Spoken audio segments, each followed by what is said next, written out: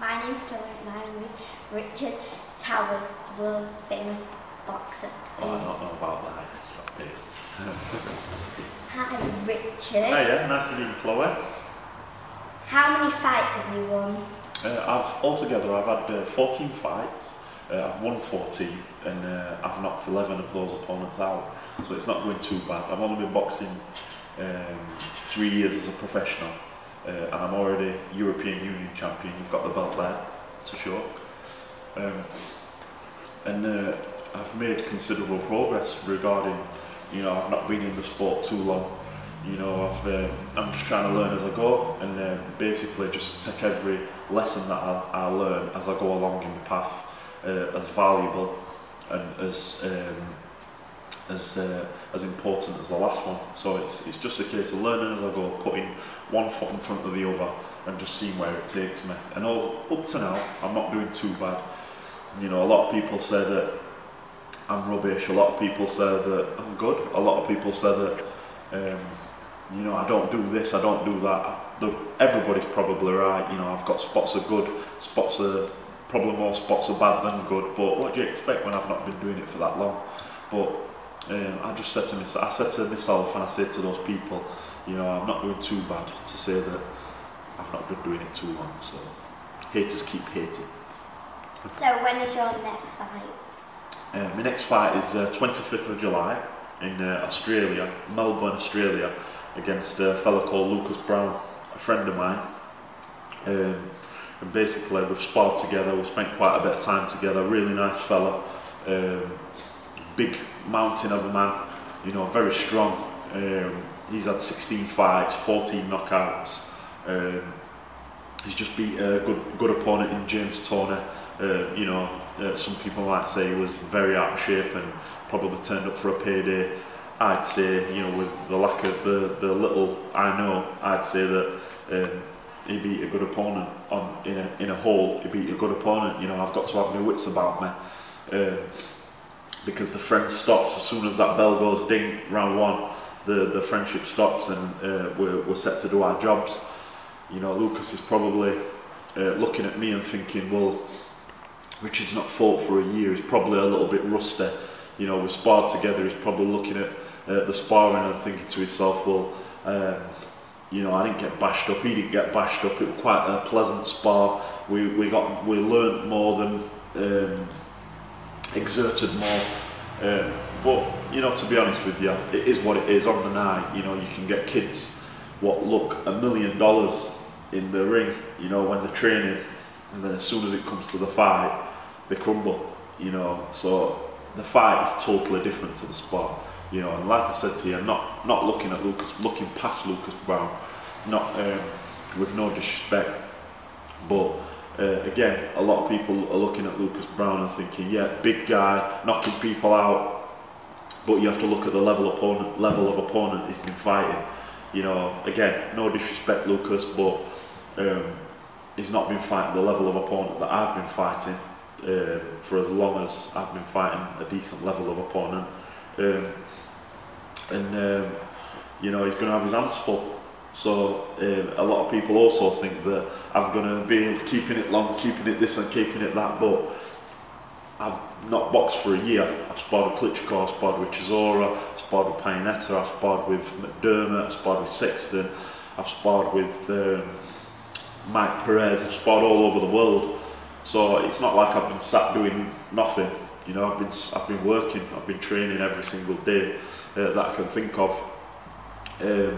So it's not like I've been sat doing anything. But one of the things I am is I feel very hungry, and I don't just feel hungry for to go in there and box and just not get hit. I want to get in there and I want to have a fight. And I'm sure Lucas does as well. So I think it's going to be a really exciting fight, and I plan to leave it all in the ring, as I'm sure he does as well. Have you ever been to Australia before? No, I've never been to Australia, funnily enough. I've always wanted to go. One of my all-time favourite movies is a movie called Chopper. And it's a little bit of an unorthodox, crazy movie, but it's nonetheless it's a good film, and it always gave me a little bit of appeal.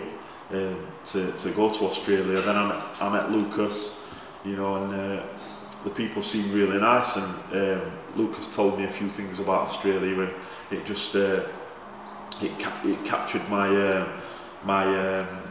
I'd like to go. It'd be nice to go, but you know, the thing is, a lot of people said to me, you know, are you going to go over there? It's a 24-hour flight. You're going to be flying for 24 hours. You're going to have jet lag. How you feel? I'm not looking at anything like that. You know, I just see all as an absolute brilliant opportunity. 6 years ago, if you think about it, 6.5 years ago, I was sat in a prison cell. I didn't know where I was going to be in life. I didn't know what I wanted to do. For as far as I was concerned, Chloe, you know, I was going to get back out of prison, and I was going to get into the old way of my life, you know, the old ways where I was involved with criminality on a very deep scale, you know, and that was really the only ambition I had at the forefront of my mind. You know, I never really thought I could fight. Some people probably say I still can't fight, but I never thought that I was going to be in the position I'm in now. So everything, you know, I've been training with the Klitschkos, who are elite champions. You know, I've been there, I've mixed it with them. I met a very, very genuine, down-to-earth guy in James Ali Bashir, you know, who trains with the Klitschkos. He's been training with Klitschkos for years, you know, hands-on, first-hand. You know, and I got to pick these guys, all those guys' brains, and see what heavyweight boxing is about, because a lot of people don't realise heavyweight boxing is quite different to other weights of boxing. It's a league of its own. But you know, the top and bottom line of things is I've got no bad words for anybody. I've got no bad intention. I've got no bad regard for anybody until I get in that ring. And when I get in that ring, I intend to destroy and I tend to hurt people, because it's what I have to do. It's part of the job. So I'm embracing every moment, going to Australia, going to train with Klitschko's, going to Ireland, all these different places. I feel so grateful. So it's, I love every bit of it, Chloe, yeah. Which fight would have been your favourite? In recent times or altogether? Altogether? You know, if I could have been in, Brendan always says to me, Brendan's my trainer, Brendan Ingle, he always says to me, he goes, Richard, you know, if you'd have done this, if you'd have got into this years ago, if you'd have got into it years ago, I'll do his accent, you'd have been an outstanding champion. Because if you think of the progress you've made in such short space of time, imagine if you'd have done it from when you was young. You know, and the fact is, you know, then he goes on to say, you didn't do it, but we're doing it now. And you're learning fast and you seem to be making good progress, so I don't think there's nothing to worry about. But I can't help but think to myself, you know, we've usually got, the gym's been refurbished now, all the walls and everything, but we've usually got such pictures as that one up there, Muhammad Ali knocking some listing out in something like 1 minute, 3 seconds or something like that. You know, and I look at guys like that and I think to myself, you know, if I could have just been part of such a great era, if I could have just been part of something so big, massive, but I am. You know, I'm part of the new generation. The new generation, 6'8", 6'10", 19, 18, 17 stone, big lumps of guys. People don't quite realise this is a dangerous game, you know, and I've not got a broken nose, I've not got a broken jaw, I've not got broken hands, and I'm in great, I feel like I'm in great physical shape without blowing my own ego. You know, I'm part of a great era, I'm part of the best that I think boxing has ever been. You know, some people have begged to differ and say, well, nah, because the level of fighters these days, it's different now. We train different, we eat different, we look different, we punch different. You know, it's all different now. And I'm part of that era. And you just make the best of what you've got. And I'm just, it's like I said, I'm just grateful to be in the position I'm in and to be doing what I'm doing. And come 25th of July, you know, I'm going to be grateful. You know, no disrespect to Lucas.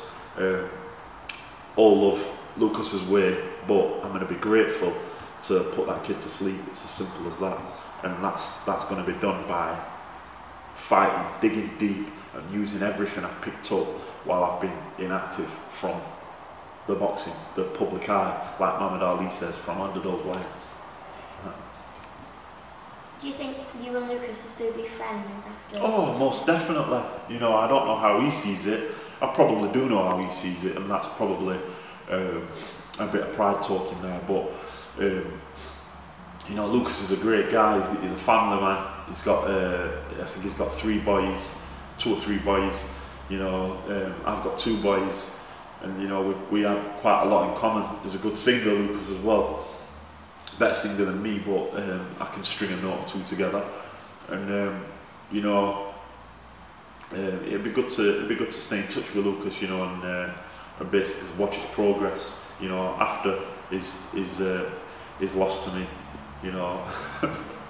You know, it'd be good to see how he's going on, and I'm sure he'd like to stay in contact with me. But like I said, you know, not looking past the 25th. We've both got a job to do. We're going to get in there, and just as Lucas would say as well, we plan to give the fans one hell of a night of boxing, and box to our best abilities. Have you ever been knocked out? In the amateurs, you know, in sparring, I've been put down a few times.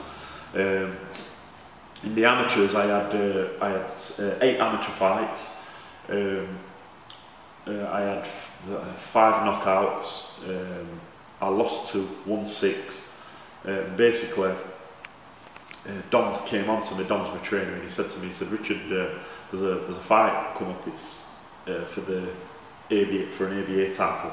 He goes, "Do you want to take it?" So I was like, just like I am now, I was like, yeah. Human beings, you know, at that time, I didn't realise the concept of levels, and you have to be a certain level to be able to match this guy. You know, I just used to watch him on TV or watch him on video and think, I could do this to him, I could do that to him. Excuse me. I thought the same thing about Klitschko, and then I got in there, it was a totally different story. But like I said, I lasted a month. I think there were 8 sparring partners altogether, and out of the 8, there were only me and Deontay Wilder, what lasted the duration of 3 weeks. And then Klitschko asked me to come back Vladimir asked me to come back for a week, so I came back to England for a day and went back out. You know, to say I've lasted a month with Vladimir Klitschko, you know, and looking at it as realistic as possible, I shouldn't even be sharing the ring with these guys because I've not been doing it long enough. But the fact is, I did because of my attitude. And going back to the point, you know, when I was boxing amateur, Dom said to me, "There's a fight come up. It's against the guy. He's 5-time ABA champion. He's had something like 20 fights, 18 knockouts, and lost 1 on points when he first started off. Do you want to fight? Do you want to have it?" And I goes, "Dom, I'll take it. I'll have it. It's not a problem." And he goes, "Yeah, but I just want to explain to you that you've got to be technical with this guy. You can't think that you can get in there and knock everybody out." And that was probably my first biggest lesson. Cut a long story short, went down to Institute of Sport, jumped into the ring with this guy. You know, I'd spent all day in bed. I didn't understand the basics of eating right, sleeping right. I just lie down in my bed and just watching boxing, watching Klitschko, you know, and just watching boxing and thinking, right, I'll try that, I'll try this, I'll try that. Because I didn't have the slightest of ideas. I've never been in a boxing, I've never done boxing up until, like I said, 6.5 years ago. So I went down, for the first 3 rounds I was thinking about what Klitschko had done, and it was his fight against, his first fight against Tony Thompson. I watched in particular, and I remember he just kept it long, and I was trying to do this. All of a sudden, my arms went dead, and I was thinking, Klitschko didn't have his hands by his waist, you know? And then this guy must have read whatever I was doing was wrong, saw that there was an opening, and I remember him just coming in and moving to the left and just swinging, And like I said, at that time, I didn't know about defence, I didn't know about movement and all these little things, and I just thought to myself, yeah, if he hits me, I'll be able to take it, because I'm tough. That's exactly what I thought, foolishly. And boom, he hit me, and I went back, and then he come forward again, run forward, and went boom! And I leaned on ropes, and I thought, didn't even hurt. And I stepped forward, and the ref went, stop! And I was like, no, what are you doing? No, what are you doing? And he's like, that's it, finished, it's over. And I was like, no! You know, and it was quite a shock, you know, that afterwards people were saying, oh, what happened? And I was like, I was alright. It hurt, it didn't feel nice, but I was alright. And then, so that went down on the record. And it's not a nice thing to have on your record, but the thing is, it's all experience. That's one of the things I've learned. I probably wouldn't be in the position I'm in today if I'd not gone through that thing there and then. So I'm grateful for it all. Why did you start boxing? Well, basically, you know, I started off doing a bit of pad work in prison. I was doing a 13-year sentence for my part in the kidnapping of a drug dealer. And basically, I went into prison, and like I said, I was doing a bit of pad work with one of the guys in prison. The fellow who owns David Price's gym, the Salisbury. And could we be quiet in the background, please, sir? So I started doing a bit of pad work with Franny Kennedy was called, and he said to me, he goes, Richie lad, he goes, we've got a good kid. We've got a kid called David Price coming through our gym. He's hoping to go to Olympics. This was a good few years ago, obviously. He'd not even been to Olympics then. He's looking promising in amateurs, but I think you'd give him a good run for his money.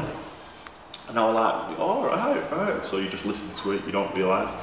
And so I carried on doing pad work. We were doing pads every morning, we were doing runs. And Franny said to me, listen, you want to get into boxing? This was in 2004. So I was like, yeah, all right, brilliant. No, sorry, 2001. So I was like, all right. So cut a long story short, carried on training all the way through, and then I got moved prisons, moved to another prison, moved to this prison, that prison, and that was it. I just forgot about it. And, you know, I was away from Franny, and I thought, you know what? I won't be no good in a boxing ring. I can have a fight on the street, and I know how to bite, and I know how to stick my head in someone's nose, and I know how to push my thumbs in somebody's eyes when they're down, and you know, all this stupid stuff. And I know how to do all this stuff, but boxing, I never thought about it again. And then right up until the day of getting out, I got out June 20th in 2007. I never thought about boxing, and I got out. I remember walking to the gate. I remember thinking, oh my gosh, I'm scared to walk through. You know, what if they like jump on me? What if like armed police put guns in my face again? All these things were going through my mind, and I was a little bit anxious again walking through the gate. You know, you think you'd be excited, but I wasn't. And then I walked through the gate, and my mum gave me a hug, and she said to me, she went, Richard, she went, what are you going to do? And we got in the car, and I was like, what do you mean? She went, what are you going to do with your life? And because I didn't want to obviously give her the bad news that I planned on getting back involved with crime and making money through that line of work, I just said what I thought she wanted to hear, and I went, well, I was thinking about going out to a boxing gym. And she went, and I just come out with it. And she went, all right, what boxing gym? I goes, well, Brendan Ingles. And she went, right, all right then. And then that was it. I thought I wanted some KFC, got to KFC, and it knocked me sick. So that went down the pan. But cut long story short, the next day I came to the gym just because I told my mum that I was going to come to the gym. Got talking to Brendan, and the rest is history. Any final words to your fans out there? Yeah, I'd just like to say, you know, I'm never short of a few words, as you can tell by the last 10, 15, 20 minutes. Chloe's tapping her fingers together thinking, when's this guy going to shut up? Well, more to the point, that's what I said to my fans, you know, thank you so much for any support what you've been giving me. You know, I appreciate that anybody what's got half an idea about boxing, I'm not the best boxer in the world, you know, I'm not the most skilled, I'm definitely not the most experienced, but one thing I am is I'm determined and I've got a goal, and I don't plan on stopping now. I plan on going straight to the top of any avenue I can go through. Any fighter out there, anybody that wants to fight me for money in the legitimate sport of boxing, I'm game for it all day long, make no mistakes about it. I realise my level, but if my team think I'm ready to fight. It's as simple as that. And I'd like to say thank you to all the support I've been getting, all the people what are standing behind me, all the people what have got faith in me, and to all the haters. Yeah, that's about it.